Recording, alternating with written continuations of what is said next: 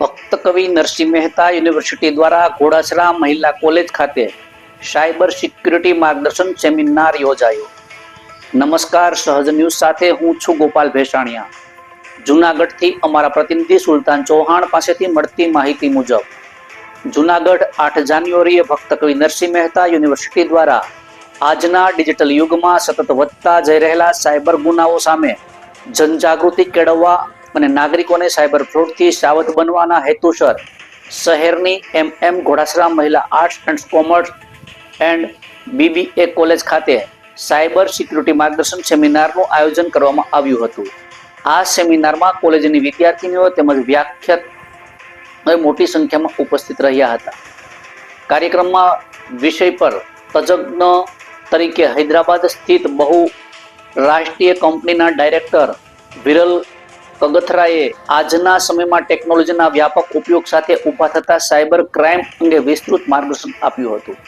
તેમણે જણાવ્યું હતું કે મોબાઈલ, કોમ્પ્યુટર, લેપટોપ, ટેબ્લેટ અને ઇન્ટરનેટના માધ્યમથી થતી છેતરપિંડી, નાણાકીય ફ્રોડ અને ડિજિટલ ડેટા ચોરી જેવા ગુનાઓ સામે સજાગતા અત્યંત જરૂરી છે.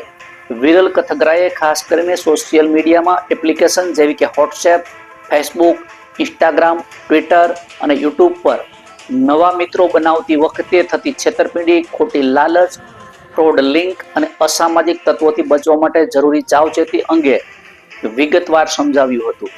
કાર્યક્રમના પ્રારંભે યુનિવર્સિટીના લાઈફ સાયન્સ ડિપાર્ટમેન્ટના વડા પ્રોફેસર સુહાસ વ્યાસે સેમિનારની અગત્યતા સમજાવતા જણાવ્યું હતું કે ગુજરાત પોલીસ સાયબર ક્રાઇમ નિવારણ માટે સજ્જ છે, છતાં પણ દરેક નાગરિકે પોતાની જાતે સાયબર સુરક્ષા અંગે જાગૃત રહેવું અનિવાર્ય છે.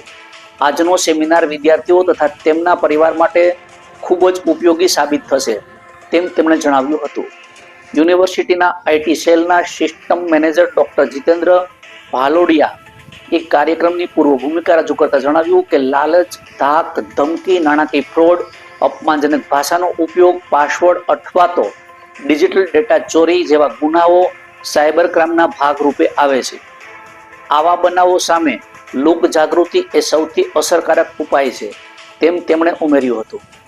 કોલેજના Acharya doctor Dinesh ગઢાણિયાએ debit card અને ક્રેડિટ કાર્ડ મારફતે વન ટાઈમ પાસવર્ડનો દુરુપયોગ કરીને થતી રકમની ઉઠાંતરી તેમજ ઓનલાઈન ખરીદી દરમિયાન ગ્રાહકોની બેંક વિગતો અને ઓનલાઈન નંબર મેળવી થતી છેતરપિંડી અંગે ચેતવણી આપી હતી. કાર્યક્રમને સફળ બનાવવા રેખાબેન કાછડિયા અને કપિલ મકવાણાએ નોંધપાત્ર જહેમત ઉઠાવી હતી. અંતે આભાર વિધિ સાથે કાર્યક્રમ પૂર્ણ થયો હતો.